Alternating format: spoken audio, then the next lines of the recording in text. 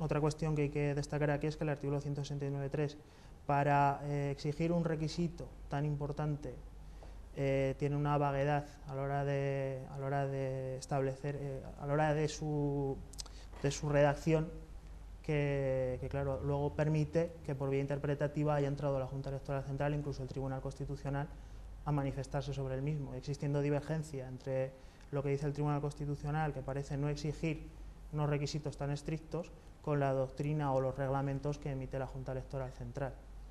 Vale, ¿cuándo hay que hacer esta? Bueno, claro, se está exigiendo entonces a los partidos pequeños que entreguen una serie de firmas. ¿Cuál es el mecanismo de validación de estas firmas? Pues básicamente habría que ir primero al Tribunal Constitucional, que viene a decir que no existe en la Ley Orgánica de Régimen Electoral ni en ninguna otra ley una determinación clara por parte del legislador acerca de cuál es el procedimiento a seguir, permitiendo cualquier medio de adveración en cuanto se pudiera dejar constancia de la identidad del sujeto para dotar de unas garantías básicas, evidentemente. Pero por otra parte estamos hablando de la doctrina de la Junta Electoral Central en sus diferentes acuerdos. En este sentido, lo que dice la Junta Electoral Central, ya ha venido diciendo, en primer lugar, es la inadmisión de la firma electrónica. Bueno, para el público que no sabe lo que es la Junta Electoral Central, explíquelo, por favor.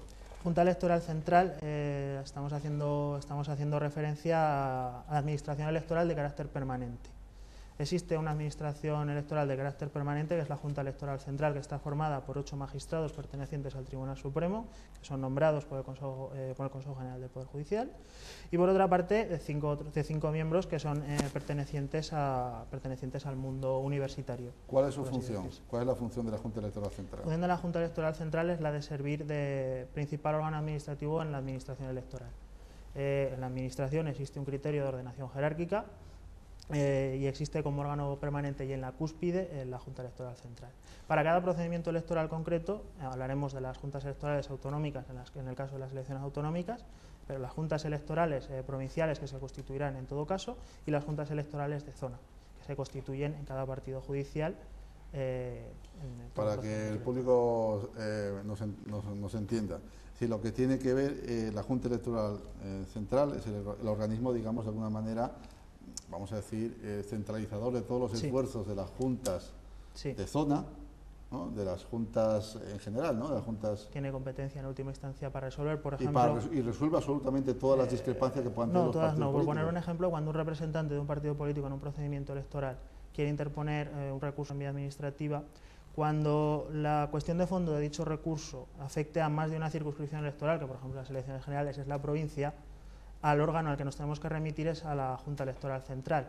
Si, por ejemplo, se trata de cuestiones que afectan a una provincia o una circunscripción en concreto, tenemos que ir a la Junta Electoral Provincial. Vale. ¿Y qué criterio va a seguir esta Junta Electoral para determinar la fecha en la que tienen que los partidos pequeños conseguir estas firmas? Es decir, ¿qué fecha? O sea, ¿cuándo empieza? ¿Cuándo acaba? En principio, lo comentábamos antes con el compañero, me comentaba que ellos habéis interpuesto un escrito de la Junta Electoral Central pidiendo instrucciones o pidiendo una aclaración, porque claro, lo que conocemos nosotros los juristas es la doctrina que existe de este momento con las agrupaciones de electores. Claro, podemos de ahí dilucidar que lo que diga la Junta Electoral Central a partir de este septiembre sea más o menos lo mismo. Este plazo de 20 días al que hacíamos referencia, que parece una cosa realmente leonina y de muy difícil cumplimiento para unos partidos políticos que entendemos que no tienen unas estructuras como la superestructura de los grandes partidos, ¿no? En este sentido se está a la espera de las instrucciones de la Junta Electoral Central, que según acuerdo de la Junta serán en septiembre. ¿Y quién autentifica estas firmas? ¿Quién le da validez a estas firmas? La autentificación, como le digo, nuevamente según acuerdo de la Junta Electoral Central, tiene que ser en todo caso ante notario o ante secretario de ayuntamiento. O secretario de ayuntamiento. Tiene que ser en un modelo normalizado que la propia Junta Electoral Central remite a aquel que se lo solicita, o bien puede ser un modelo hecho por el propio partido político, siempre que reúna los requisitos que en el documento deben constar en todo caso. A ver, entonces, entendámonos, en X días, que son, me parece, ¿cuántos días? 20 días. 20 días. Para la presentación de candidatura. Cuando lo decida la Junta Electoral Central... Desde el momento que se declara la apertura del proceso electoral hasta la presentación de candidaturas. Son 20 días en los que tiene para recabar todas las firmas de 0,1% de los electores, ¿no? Bueno, en este caso, ese 0,1%, entonces tendría que entregar las firmas con los DNIs y luego ratificarse. Y a la vez presentar la candidatura. Sí, y a la vez presentar la candidatura y ratificarse ante notario o ante el fedatario que sea. Un requisito adicional. Según la Junta Electoral Central hay que llevar todos los DNIs ante el fedatario público. Es un requisito adicional. Con lo cual que ha venido exigiendo tendría que haber un desfile de personas intentando... O por lo menos que validar apareciera, su... que bueno, apareciera un cuando sujeto vas con 1000 DNIs. Allí. Como vas al notario con tu DNI, que tienes que esperar media hora, Sí, sí. 3/4 de hora a lo mejor, para que te den, para que te legalice. Sí, sí. un No es una documento. recogida de firmas como las que podamos ver en la calle, de cualquier iniciativa. Quiere decir que esto significa que, vamos, si van directamente al notario, habría un colapso en los notarios. Lo mismo que si van al otro, bueno, pues si van al otro fedatario, ¿no? Es decir, también habría un colapso. Evidentemente, estamos hablando, por ejemplo, de la provincia de Zaragoza, de circunscripción, serían alrededor de 1000 firmas, entiendo. Sí. En fin, hemos sacado cuentas antes con José Antonio solo para asustarnos, ¿no? Salían unos 3 millones, una barbaridad de firmas, en un plazo tan reducido, claro. Sí, sí, sí. En toda España, en todas las circunscripciones. Entonces, podemos decir que va a haber un desfile previo a las elecciones de gente que, bueno, de partidos políticos, que va a llevar a mucha gente a firmar a los sitios que tienen que firmar, a presentar su DNI. Bueno, creo que más bien va a haber un desfile de desaparición de partidos políticos. Ah, vale. Eso ya es otra historia. Bueno, no nos pongamos tan serios, ¿eh? Bueno, pues muchas gracias, enseguida volvemos. Ahora vamos a pasar pues a preguntarle a Juan Pina, porque es una de las personas que dirige el partido político Partido de la Libertad Individual, y es uno de los partidos, de los pequeños partidos que se ven afectados ante esta situación. Buenas noches nuevamente, Juan Pina. Buenas noches. Juan, ¿qué le parece a usted todo lo que estamos diciendo ahora? En principio. Podría parecer exagerado, pero tal vez se pueda equiparar a un golpe de Estado. Yo creo que desde el 23F no hemos sufrido en este país un atentado tan grave al pluralismo político, a la democracia, a la diversidad de opciones y a las posibilidades de ejercicio de los derechos de sufragio, tanto activo como pasivo, por parte de nuestros ciudadanos. Es un auténtico abuso que nos tiene indignados, yo creo que no solamente al Partido de la Libertad Individual, sino a todas las formaciones políticas pequeñas o extraparlamentarias. Y la verdad es que me parece que ha llegado el momento de esto no puede quedar así. Tenemos que tomar medidas, tendremos que agotar todas las vías jurídicas posibles en España y en Europa, y tendremos que intentar, entre todos los que creemos en la democracia y creemos en la regeneración del sistema, establecer medidas de tratar de concienciar a la población de lo que se viene encima.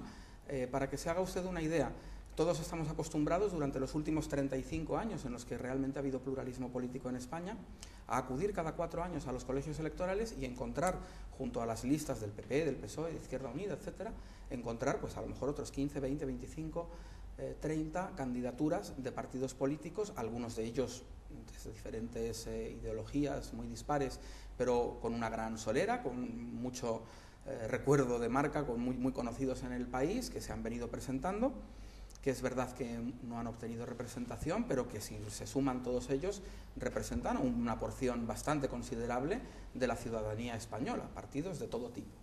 Esto va a desaparecer, como decía hace un momento el jurista. Ya verán ustedes como en estas próximas elecciones habrá los dos partidos grandes que conforman la casta de lo que nosotros denominamos el PP-PSOE, y poca cosa más. Poca cosa más, porque para que un pequeño partido, un partido nuevo, pudiera presentarse a estas próximas elecciones generales, requeriría, bueno, una barbaridad. Solamente en coste por los aranceles notariales de los cotejos, en el caso de realizar la adveración de las firmas ante notario, porque seguramente los secretarios municipales van a estar colapsados. Pero bueno, en cualquier caso estaríamos hablando, pues, para un partido que se quisiera presentar en toda España, del orden de 250, 300.000 euros solamente en el coste de cotejos de las firmas. Aparte de la locura de tener que hacer pasar pues a cerca de 40.000 personas para un partido que se presentara, insisto, en todo el territorio nacional, por las notarías o por los secretarios municipales en solo 20 días. Imagínese usted si todos los partidos pequeños habituales que vemos habitualmente en los colegios electorales decidieran hacer el esfuerzo y consiguieran presentarse. caramba, estaríamos hablando de que en un plazo de 20 días más de 700.000 personas tendrían que pasar a firmar ante los notarios o secretarios municipales. Esto es una auténtica aberración. Es absolutamente imposible, y lo que es evidente es que la casta política española ha intentado y ha conseguido, por lo menos si no conseguimos echar atrás esta norma, pues han conseguido hasta ahora elevar las barreras de entrada a la partitocracia y generar un oligopolio de partidos en el que, bueno, ya ocurría de facto, ahora va a ocurrir casi de iure, que el que no puedan estar más que ellos, PP, PSOE y algún partido nacionalista en determinadas provincias donde tienen especial arraigo. Pare de contar.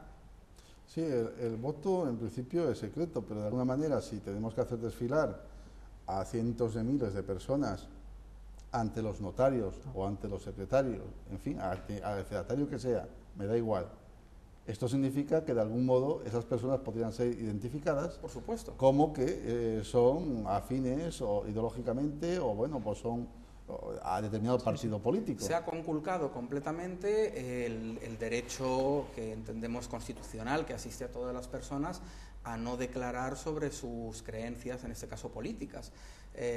Claro, a nadie se le obliga a apoyar a un partido político minoritario, pero si no apoya a ese partido minoritario y para ello tiene que revelar sus creencias políticas, ese partido no se va a poder presentar, lo cual yo entiendo que como mínimo está en el límite de la constitucionalidad, pero es que además hay una vulneración flagrante del derecho a la igualdad en el ejercicio, a la igualdad formal, a la igualdad ante la ley, en el ejercicio de un derecho fundamental como es el de sufragio pasivo. Un candidato del PP o del Partido Socialista Obrero Español no necesita organizar esta auténtica locura que es prácticamente imposible de conseguir, sobre todo en las provincias grandes, para poder ser votado, mientras que un candidato del Partido de la Libertad Individual o de cualquier otro partido minoritario pues lo tiene prácticamente imposible, contando además, lógicamente, con muchos menos medios económicos para poder hacer frente a esta logística, ¿no?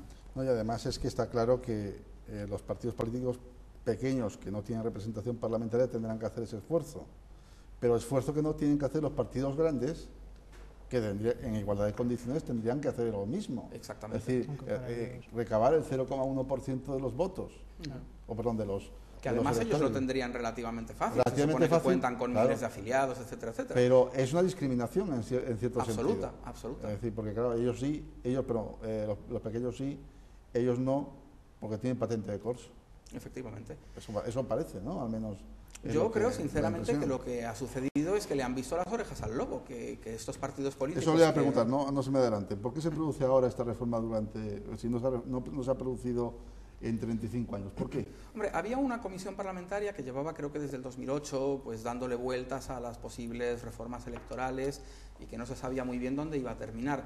Pero es bastante significativo que cuando precisamente es a finales de 2010... cuando se produce una desafección ya profundísima de la sociedad española respecto a su élite política, y esto lo vemos porque las encuestas del CIS, por ejemplo, están considerando a la clase política como el segundo o tercer problema más importante del país, lo cual es algo absolutamente inaudito, yo creo que en Europa. En ese mismo momento, finales del 2010, se producen un par de leyes que concitan el apoyo de los dos grandes partidos políticos y de algún partido nacionalista, en el caso de la reforma de las pensiones, el Pacto de Toledo, en definitiva, lo que nosotros denominamos el Pacto de Silencio de Toledo, que lo que hace es ocultar la quiebra, la absoluta quiebra del sistema de pensiones español, y también muy significativamente en el caso de la llamada Ley Sinde, de las medidas contra los internautas y contra la libertad en Internet. Esas dos leyes y alguna más que, insisto, concitan el apoyo de la clase política, esa clase política que se lleva tan mal y que escenifica tantas diferencias entre los dos grandes partidos, sin embargo es capaz de ponerse de acuerdo cuando se trata de perjudicar más aún y de apretar, de darle una vuelta de tuerca más a los ciudadanos. Quizá a lo mejor los ciudadanos no conocen exactamente lo que está ocurriendo. ¿Usted cree que conocen lo que está ocurriendo? Sí, yo creo que una parte significativa de la ciudadanía sí, probablemente las grandes mayorías no, pero es significativo que en ese final de 2010 se inicia el conocido movimiento No les votes, que en Internet hace unos días ya iban por los 3.200.000 adhesiones